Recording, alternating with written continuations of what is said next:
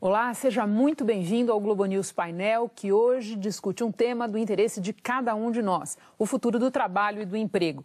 Aqui no Brasil, as dificuldades econômicas já afetam a ocupação da mão de obra. Pelo mundo, mudam as características e as dimensões do problema, mas em toda parte ele causa apreensão. E o principal motivo é o avanço das novas tecnologias. Pesa também a rapidez nas mudanças nas relações de trabalho. O que esperar dessas mudanças? Para tentar responder essa questão, estão aqui comigo 3 convidados. Eu começo com Hélio Zilberstein, professor da Faculdade de Economia da USP, especialista em relações do trabalho.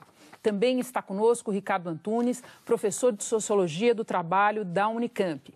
Completa o nosso trio de convidados nesta edição do Globo News Painel, André Portela, professor da Escola de Economia de São Paulo, da Fundação Getúlio Vargas. Eu aproveito esse momento, antes de iniciar o debate, para dar as boas-vindas também aos ouvintes da Rádio CBN que acompanham o painel todos os sábados à noite. Muito obrigada a todos pela presença. Vou começar com você, Hélio. Hélio, o Brasil conviveu com taxas baixas de desemprego ao longo de anos recentes, especialmente no primeiro mandato da presidente Dilma. Esse quadro mudou, já tem vários sinais de que ele não é o mesmo na esteira da crise econômica. E daí eu te pergunto, o quanto esse quadro ainda vai se aprofundar antes de começar a melhorar? Ele vai piorar um bocado, né? Porque a gente está vendo que houve uma multiplicação por -1 nos fluxos no mercado de trabalho. Explica isso, Hélio. Até há pouco tempo atrás, muitas pessoas deixavam o mercado de trabalho para ir para outras atividades. Por exemplo, estudar e não trabalhar ao mesmo tempo. Por exemplo, uma pessoa que já tinha aposentadoria deixava mesmo o mercado de trabalho. Então, nos últimos anos, a queda no desemprego se deu muito mais pelo abandono do mercado de trabalho do que pela criação de emprego. E agora que a criação de emprego está realmente caindo, as pessoas estão voltando. Esse é um movimento contrário nos dois lados. Menos empregos procurados por mais pessoas. Por mais pessoas. E isso deve se prolongar por algum tempo. Na medida que um chefe de família perca o seu emprego, a esposa que antes não estava no mercado, ou um filho que antes não estava no mercado, vão procurar junto com ele. Então, se tem mais 1 ou 2 pessoas na família procurando emprego, e esse emprego talvez não exista.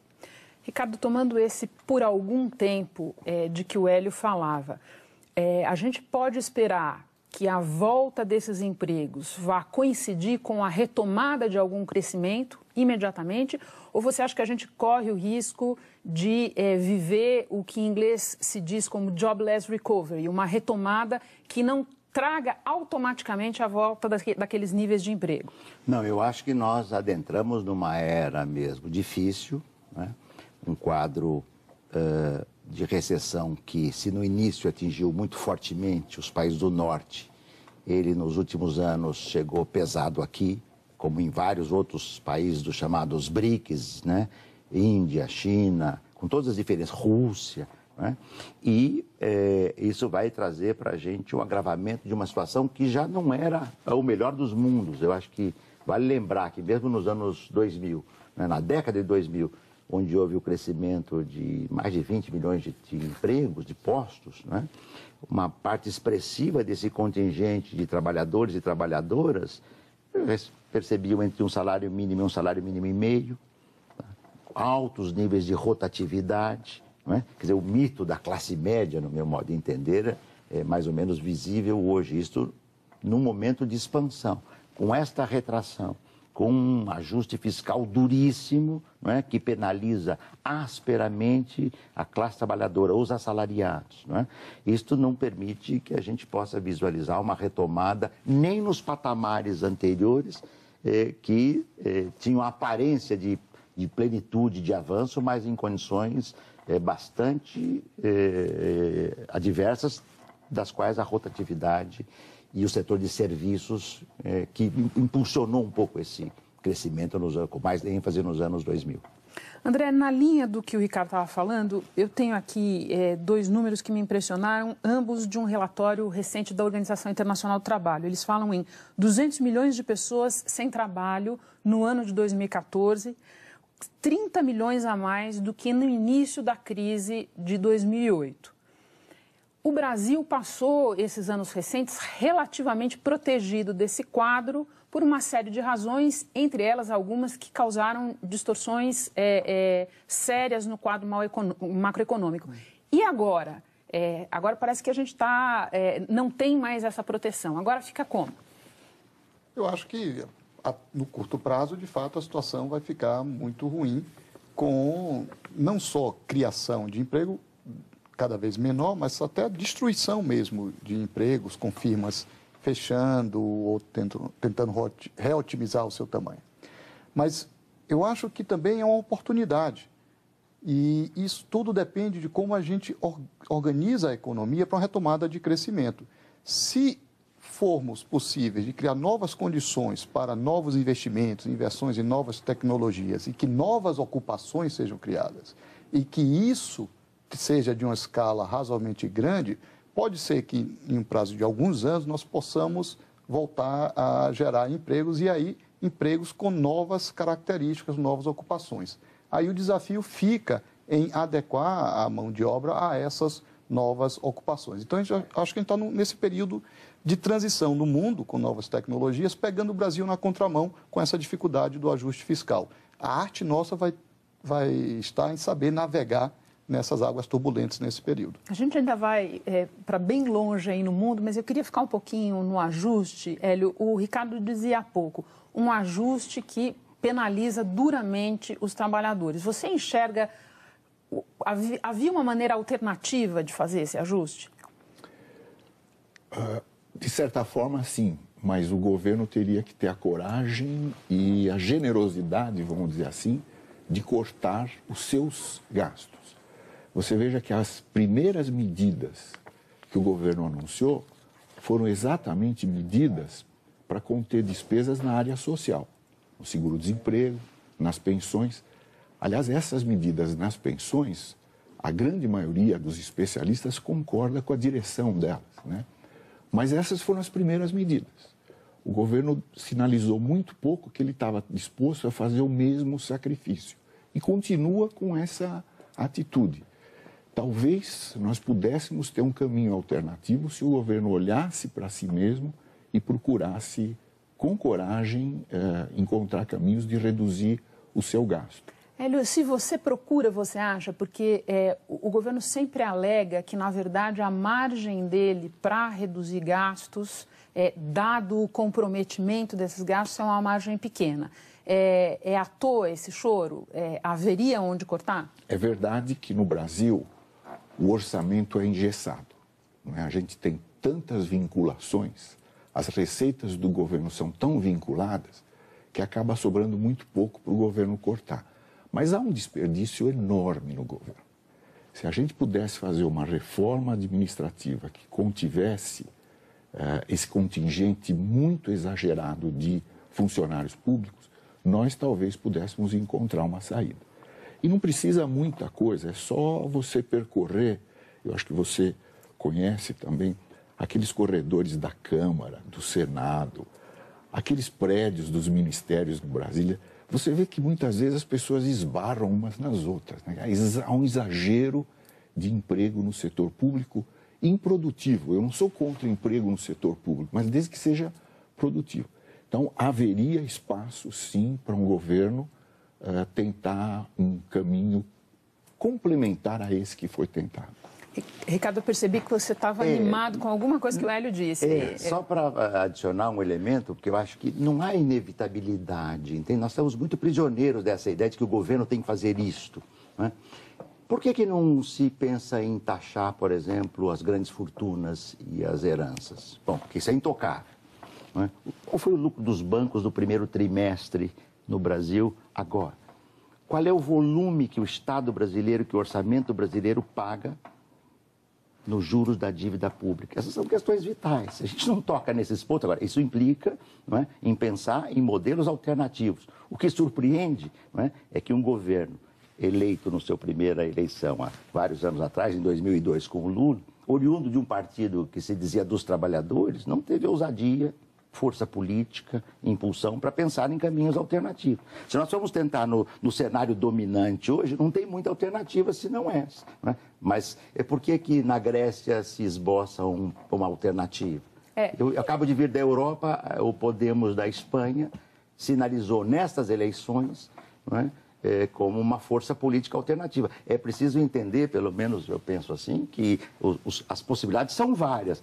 Só para fazer uma ponderação, Ricardo, não sei se você concorda, mas também é verdade que desde essa primeira eleição do Lula e mais recentemente com o que foi o governo Dilma, o governo perdeu o crédito um pouco para propor essas mudanças. Ele meio que se viu premido a fazer algo dentro de uma margem de manobra muito pequena. Faz sentido isso para você? Faz sentido e mais ainda, né?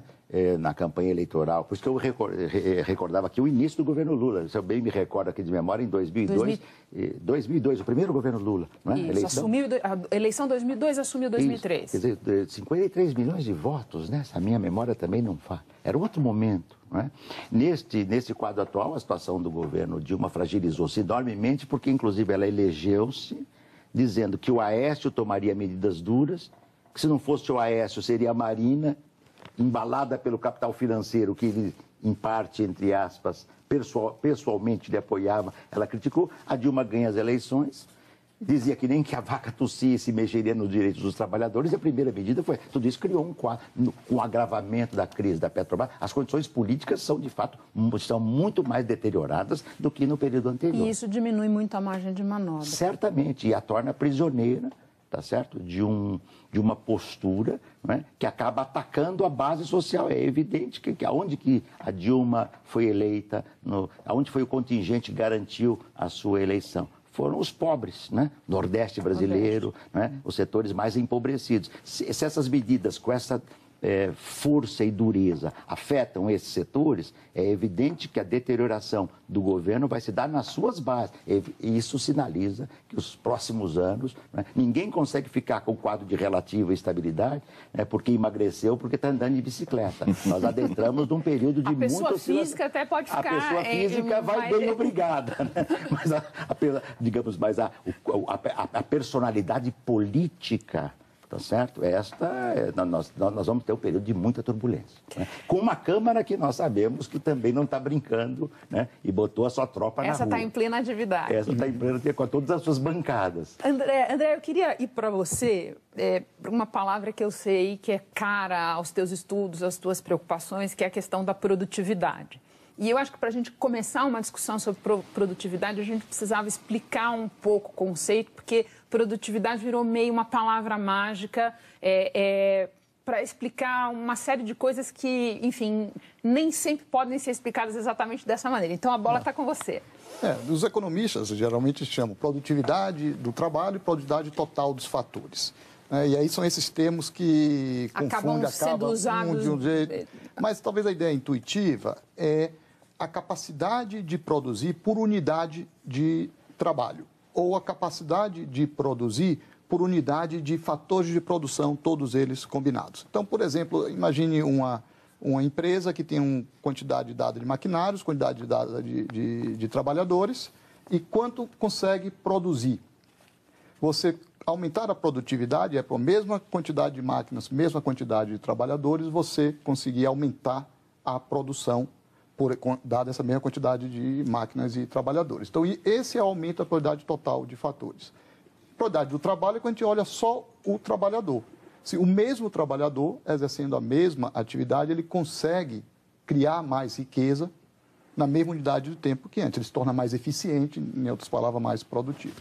Então, a gente sabe que crescimento econômico e crescimento de longo prazo nos países é essencialmente devido a ganhos de produtividade, seja a produtividade total de fatores e também a produtividade do trabalho. E, então, o que nós vemos no Brasil, historicamente, nos últimos 30 anos, é que tanto a produtividade total dos fatores, quanto a produtividade do trabalho, vem crescendo muito lentamente, se não estagnado, em relação a vários outros países, inclusive países também de economias emergentes. Então, olhando este quadro, mais de longo prazo, a gente vê que se a gente quer retomar uma taxa de crescimento sustentável ao longo do tempo, temos que sim passar por aumentos de ganhos de produtividade. Agora, é importante, Hélio, a gente tentar, complementando o André, definir um pouco assim as causas desse problema crônico, histórico, mal resolvido de produtividade. O que teria mais impacto, ou posto de outra forma, o que teria mais impacto para avançar nessa questão? Sem dúvida, o que teria um grande impacto seria melhorar a qualidade do trabalhador brasileiro, escolaridade, qualificação. Agora, isso não se faz instantaneamente. Nós teríamos que investir num sistema educacional que formasse trabalhadores mais produtivos. Isso levaria muito tempo. Mas esse é um problema que precisa ser atacado com a urgência máxima, né? Porque isso garantiria um crescimento lá na frente. Então, essa é a primeira causa. A outra causa é que, nos tempos mais recentes, o emprego cresceu exatamente em atividades pouco produtivas. O setor de comércio, o setor de serviços, são dois setores onde o emprego cresceu que acrescentam muito pouco valor. O valor é basicamente adicionado na indústria e essa estagnou. As nossas políticas econômicas nos conduziram a essa armadilha. O emprego cresceu, mas o PIB não acompanhou, quer dizer, a renda nacional, o produto nacional não acompanhou. É até uma coisa paradoxal, né? Quer dizer, um país que está quase parado na questão do produto nacional, mas que tem um emprego crescendo. E só olhando essas duas coisas, você já vai perceber que a produtividade caiu. Quer dizer, para o mesmo produto, você tem mais gente trabalhando. Por quê? Porque nós perdemos espaço na indústria, criamos menos valor e ganhamos espaço onde se cria pouco valor. Então, nós teríamos que ter políticas econômicas, essas teriam um impacto mais no curto e no médio prazo, que redirecionassem a atividade econômica para setores que adicionassem valor. Na agroindústria, o senhor acha que o quadro é o mesmo ou não exatamente? A agroindústria é o único setor saudável, né? O Brasil é campeão mundial de produtividade, de competitividade. Nós precisaríamos escolher um caminho exatamente assim. E eu, querendo discordar um pouquinho do Ricardo, é verdade que a gente está diante de uma crise enorme e global. Mas mesmo nessa crise, eu acho que há oportunidade. Se a gente souber explorar as nossas vantagens, nós poderíamos gerar, em pouco tempo, um crescimento da produtividade e do produto também. O André falava em aproveitar a oportunidade, o senhor fala agora, o senhor mencionou as nossas vantagens. Quais são as nossas vantagens? É começar a explorar as vantagens que a gente tem a partir do agronegócio, por exemplo. Nós ainda exportamos muita matéria-prima, ou seja, muita coisa com pouco valor adicionado, e que é trabalhado lá fora, onde se adiciona muito valor. A Alemanha é o maior exportador de café solúvel, por exemplo. Então, ela compra o grão da África e do Brasil e faz café solúvel e adiciona valor. Couro. Existem muitas oportunidades para ficar só no agronegócio. Se a gente conseguir ressuscitar a nossa indústria, que já foi competitiva, nós teríamos também muitas oportunidades. Agora, isso tudo depende de câmbio certo, de política fiscal certa, que são coisas possíveis de fazer e rapidamente e que teriam um impacto muito rápido. Ricardo, Hélio discordou de você, quer complementar? Não, só fazer um outro olhar, né? Ou uma adição em outra direção. Quer dizer, nós tivemos um projeto de desenvolvimento econômico no Brasil nos últimos, desde 90 para cá, regressivo. O Brasil perdeu a força industrial que tinha, carregou, né, no agronegócio, na produção de commodities, que depende de um mercado externo, perdeu parte da força industrial que tínhamos e jogou pesado na financiarização da economia. Esta, sim, não agrega valor, tá certo? Esta é terrível, porque esta apreende, né, e pega em todas as áreas da economia e ela não gera valor. Então, nós estamos prisioneiros de um modelo econômico da qual, tá certo, o PT não soube sair, o governo do PT não soube sair fora, não buscou caminhos alternativos, e por isso que eu sou mais pessimista que o Hélio. Na questão que você fez ao André, né, o cenário internacional, Então, nesse sentido, eu não tenho o otimismo de vocês, né? E agora, devo dizer, eu não sou economista, eu sou sociólogo, tá certo? Né? O cenário internacional, no que diz respeito ao trabalho, é devastador. Não é por acaso que nós estamos aqui com projetos de terceirização total, tá certo? De desmonte de legislação social protetora do trabalho. É como se a produtividade das empresas aumentasse, reduzindo o custo do trabalho. Reduzir o custo do trabalho significa tirar aonde se gasta. E se gasta, entre aspas, no trabalho. Então, reduzem-se os direitos, tá certo? Diminui-se aquilo que foi adquirido pelos trabalhadores e pelas trabalhadoras ao longo de décadas e de séculos, não é? E isto cria uma situação que pode ser economicamente positiva, não é? O caso chinês é emblemático. O caso chinês é emblemático. Você tem uma força de trabalho que chega perto quase de 1 bilhão de pessoas qualificados, porque lá houve uma revolução socialista há décadas atrás que alimentou, que educou, né? Salários os mais precarizados, padrão asiático, né? Então você tem força sobrante de trabalho qualificada, mas condições de remuneração muito baixas e que traz expansão capitalista, crescimento, mas empobrecimento, tá certo? E um nível de degradação da força de trabalho intenso. Eu tive recentemente na Índia para fazer uma conferência. Eu pensei que eu entendesse o que é pobreza e miséria. Ao chegar na Índia, eu percebi, eu tive a impressão, é quase uma brincadeira que eu estou fazendo, que nós moramos na Suíça, entende?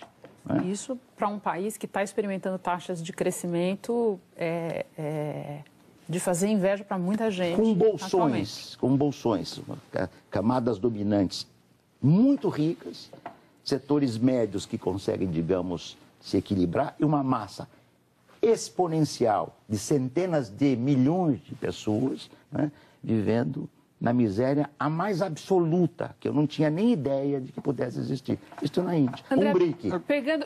Pegando do que o Ricardo disse e da oportunidade, da tua visão anterior, você vê alguma forma ou formas de conciliar esse desejado aumento de produtividade das empresas, do capital, com formas de trabalho, que isso não corresponda a um movimento de degradação do trabalho, de perda progressiva de direito e tal? Você enxerga algum caminho? Pois eu queria ponderar exatamente isso, Ricardo.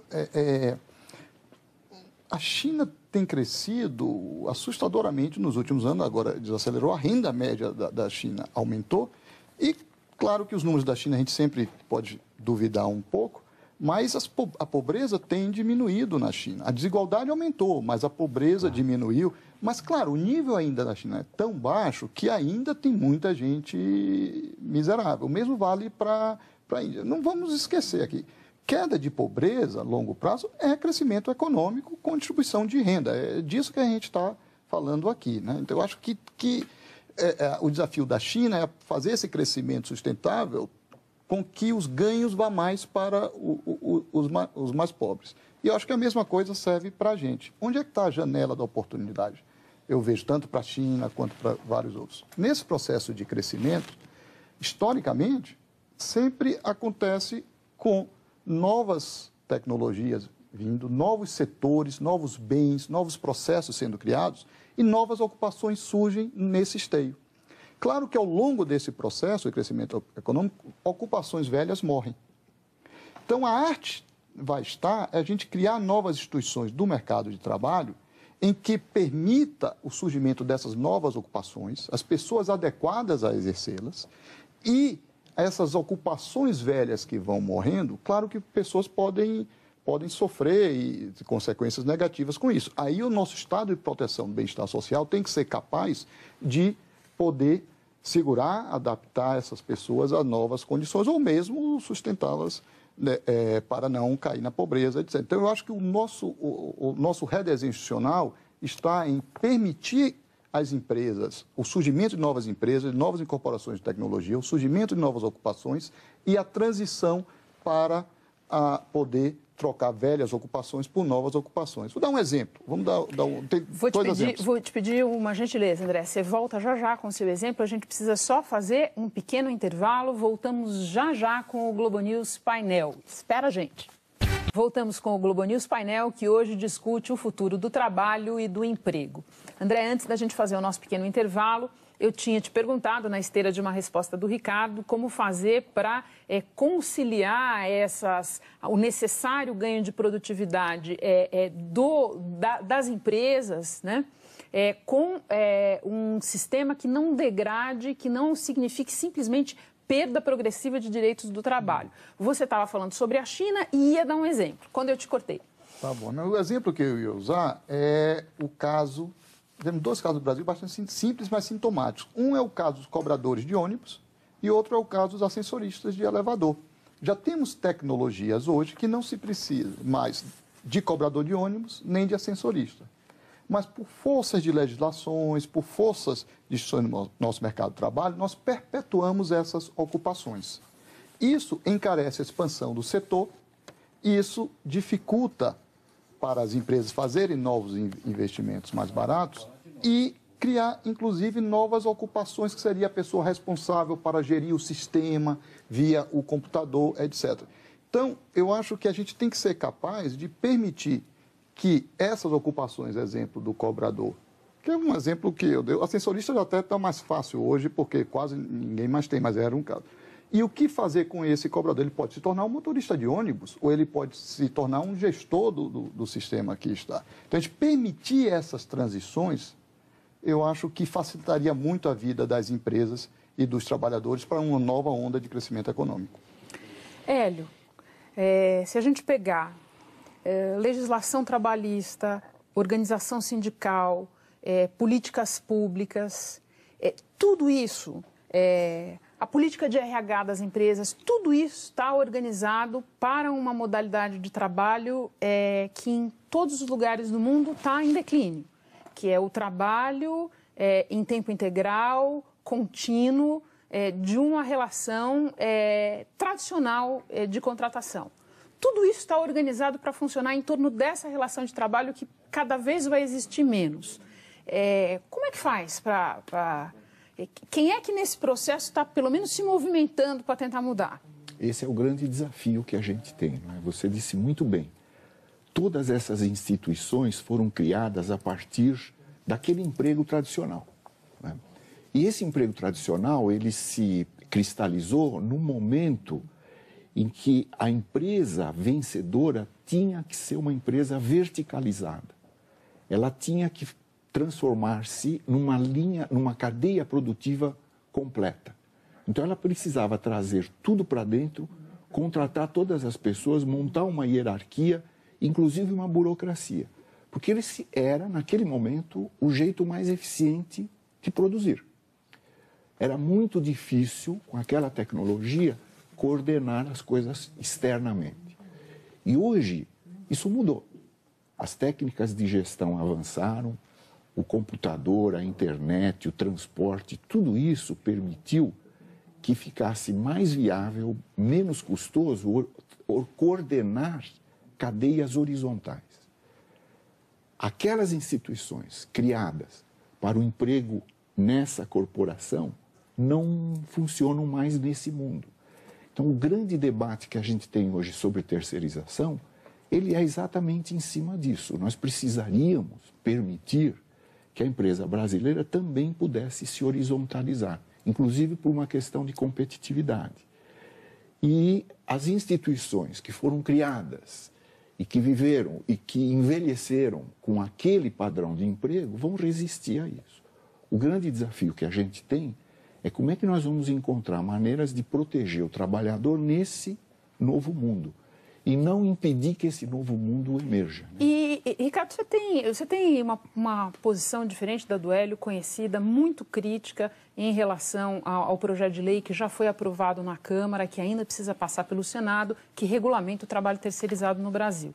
Queria te fazer duas perguntas. Primeiro, você vê um caminho que não passe por regulamentar o trabalho terceirizado, que é uma realidade aí para pelo menos 12 milhões de pessoas no Brasil? E dois, como o resto do mundo respondeu esse problema? Renata, o PL 4.330 e agora a PLC 30/2015 não quer regulamentar os terceirizados. Isso é a falácia dele. Porque se quisesse regulamentar os terceirizados, era muito simples. Era dizer, todos os terceirizados, 12 milhões e 700 mil que existem no Brasil hoje, ou que sejam mais, né, passam a ter os seguintes direitos. O que este PL faz, e o debate é decisivo, e por isso que a sociedade brasileira hoje está debatendo em todo o país esse tema, é que ele permite a desregulamentação dos trabalhadores e das trabalhadoras regulamentadas. Essa é a questão. Os ingleses diriam, that's the question. Aí é que está o ponto. É a discussão entre atividade meio e atividade fim. Todas as empresas poderão terceirizar em todas. Isso está claro no artigo 1 do PLC novo, que está no Senado, 30/2015. As atividades de todas as empresas podem ser terceirizadas. Então, a questão primeira é esta. O que significa, para dar um exemplo quase chocante, que os pilotos de avião poderão ser terceirizados, tá certo? E poderemos ter 2 pilotos de avião, o piloto e o copiloto terceirizados. Não é? E nós sabemos que o piloto de avião, quem estuda as condições de trabalho como nós, não é? Eles vivem um estressamento muito pesado, tendo direitos, tendo sindicatos fortes. Segundo ponto, nós temos 12 milhões e 700 mil terceirizados, 13 milhões de terceirizados no Brasil. Quais são as condições de organização sindical desses terceirizados? Quase nenhuma. Quase nenhuma. Eu acompanho isso intensamente, tá certo? Quando tem representação sindical, é patronal.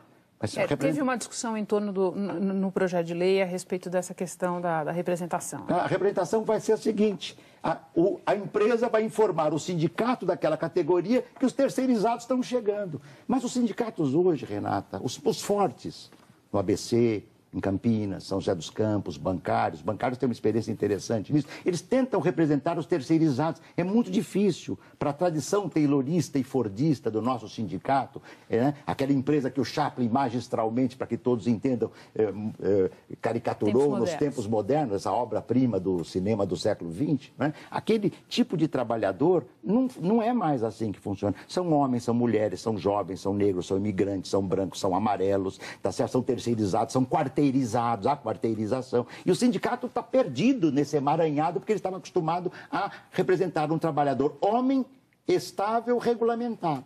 Então, dizer que os sindicatos vão representar quer dizer, é a falácia, entende, Renato? Como acontece no mundo, numa palavra, onde há resistência, esta terceirização é menor.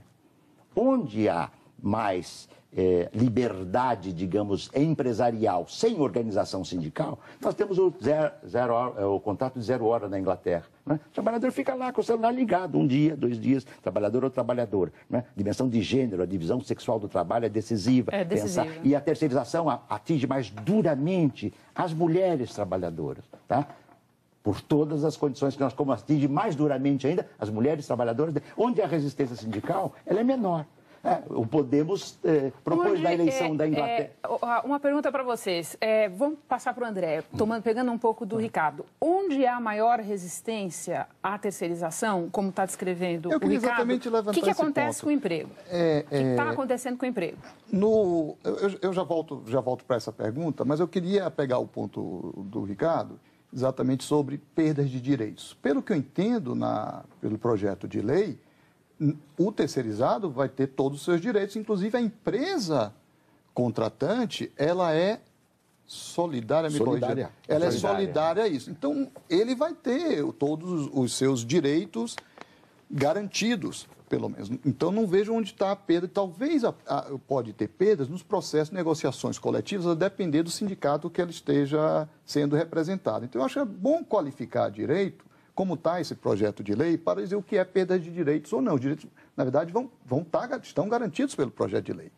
Eu acho que, na verdade, essa questão dos sindicatos é sintomático do que a gente está falando. Por que tem essa discussão agora? Porque pela nossa legislação sindical, a gente deve ser sindicalizado por ocupação e por categoria econômica e por região, por cidade.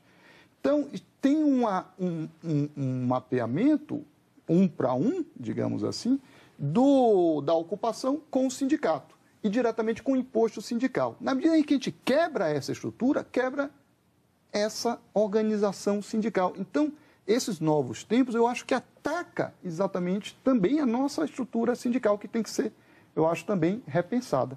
E a maneira como nós vamos representar o direito desses novos trabalhadores. Aí, voltando à sua pergunta de... Já vou para você, já. Voltando, então, à pergunta de onde tem mais terceirizados ou não, geralmente são, claro, as ocupações chamadas ocupações meios, de limpeza, transporte, etc, etc. Nós temos alguns números que mostram que os salários dos terceirizados, comparando mesmas ocupações e mesma qualificação dos trabalhadores, não são menores que dos salários dos não terceirizados. Claro que esses 13 milhões que existem já é reflexo de alguma coisa que a nossa lei não está dando conta. Porque se não fosse isso, a empresa contrataria normalmente como formal. Então, eu estou vendo essa discussão, Ricardo, muito mais como um sintoma desses novos tempos do que como uma tentativa de precarização do que existia. Eu queria passar para o Hélio, a gente fez uma discussão sobre setores, se a minha pergunta não refletiu o que você quiser dizer, siga adiante, né? Mas o que eu queria é que a gente, de fato, tentasse fazer uma comparação com outros países, quer dizer, como é que eles responderam a isso? O Ricardo falava dos locais onde houve mais resistência, onde há mais resistência à terceirização. O que está acontecendo com o emprego nesses lugares? Rapidamente, eu não quero que o tempo seja tomado pela questão da terceirização, mas porque eu tenho várias questões para vocês aí. 3 pontos rapidinhos. Primeiro, esse número de 13 milhões. Esse número de 13 milhões é superestimado. Eu não quero entrar em detalhes, mas nós não temos nos levantamentos do mercado de trabalho essa variável terceirizado ou não terceirizado. Então, todos nós que trabalhamos com isso, fazemos algumas suposições e isso leva a uma superestimação.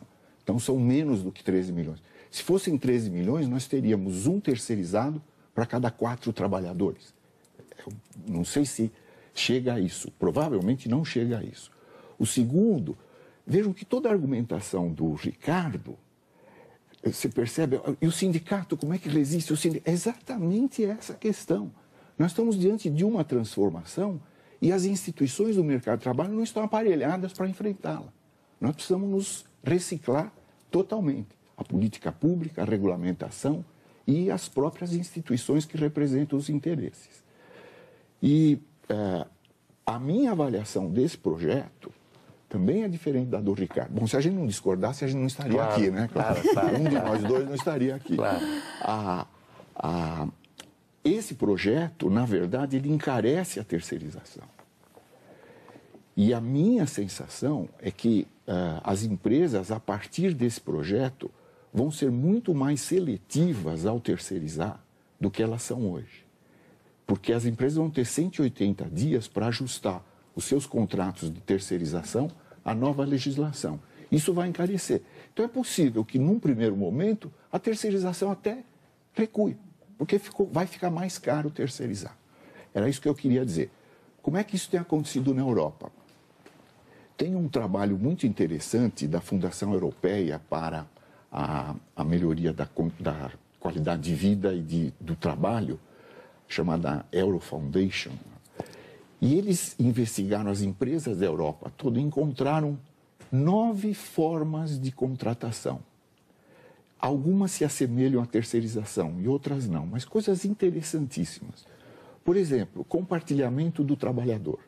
Um trabalhador é compartilhado por várias empresas.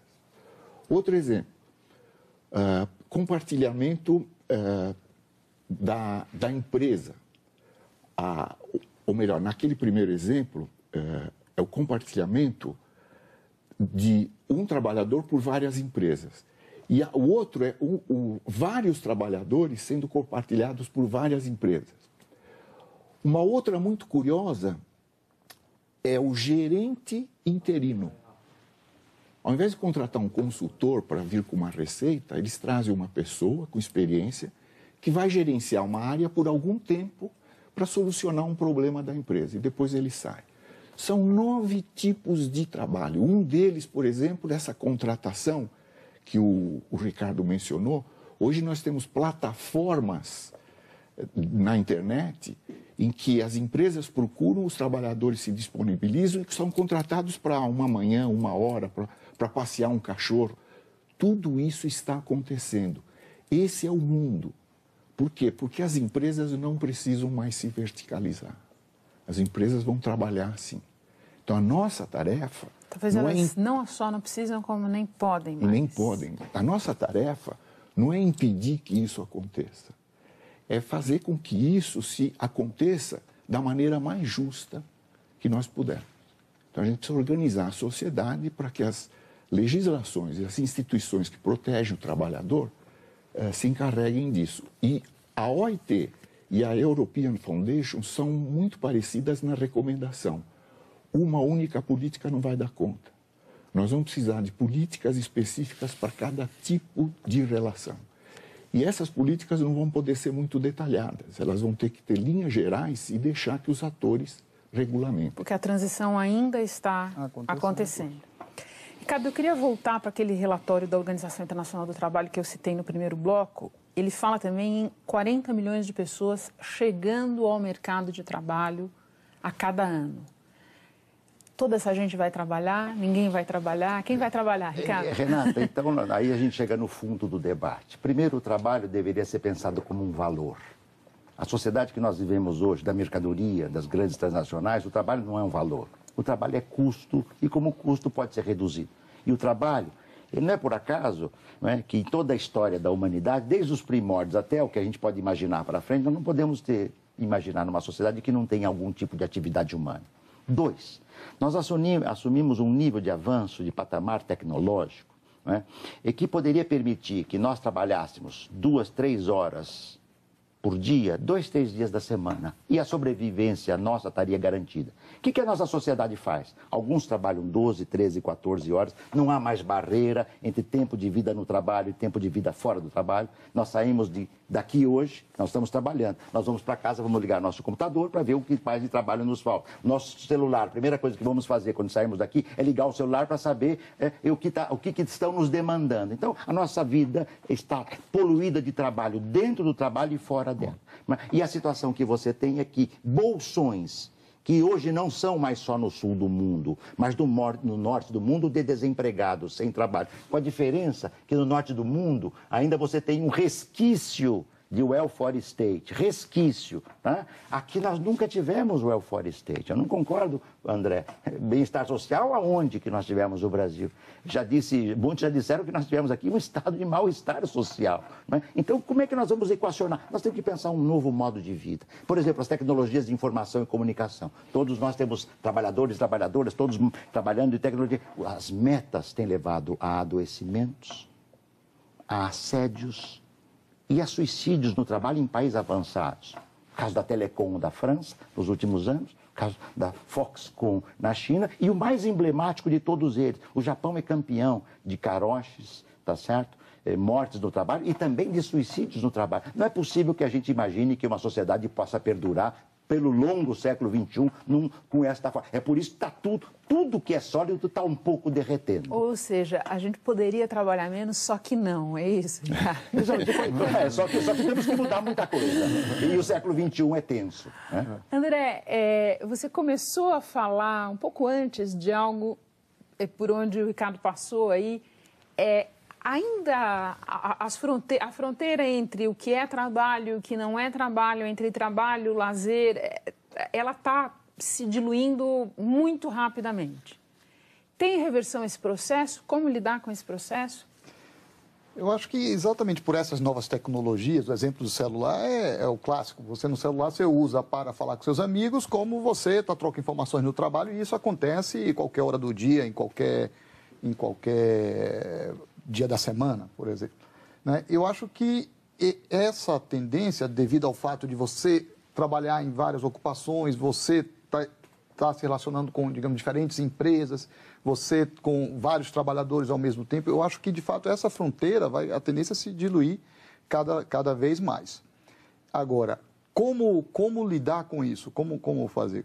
Eu não tenho uma resposta, eu acho que as sociedades estão buscando isso. Eu imagino sociedades que tem, talvez, culturalmente, ou já é hábito fazer isso, por exemplo, as sociedades americanas, tudo que essas fronteiras já se diluem, já estão mais diluídas há muito tempo, eu acho que é mais fácil lidar. Sociedades como a nossa, a europeia, talvez tenham mais dificuldades em tentar lidar com isso. Mas não é só no tempo entre lazer e trabalho, mas eu acho também ao longo do ciclo de vida da pessoa isso vai mudar. Essa ideia de um trabalho formal, estável, numa empresa ou numa certa atividade ou ocupação que você tem até o resto da vida, isso também já está mudando. É uma grande discussão no mercado de trabalho europeu hoje. Então, a pessoa até os 40 anos faz certas coisas na vida, certas atividades, e depois daí se recicla e faz outras coisas. Se a gente associar isso, o aumento de expectativa de vida, não só aqui no Brasil, mas pensar na Europa, isso ainda certamente vai acontecer mais. Então, eu acho que a gente está fazendo um processo de que educação permanente e adaptação permanente vai ser o modo. E discussão permanente, então, o nosso tema chegou ao fim, é uma pena, porque essa discussão é riquíssima, diz respeito a cada um de nós, e é por isso que eu tenho certeza que em algum momento a gente vai retomar essa conversa. Mas hoje o painel termina por aqui, eu queria agradecer aos nossos 3 convidados. Hélio Zilberstein, professor da Faculdade de Economia da USP, especialista em relações do trabalho. Ricardo Antunes, professor de Sociologia do Trabalho da Unicamp. E queria agradecer também ao nosso terceiro convidado de hoje, André Portela, professor da Escola de Economia de São Paulo, da Fundação Getúlio Vargas. Muito obrigada a você.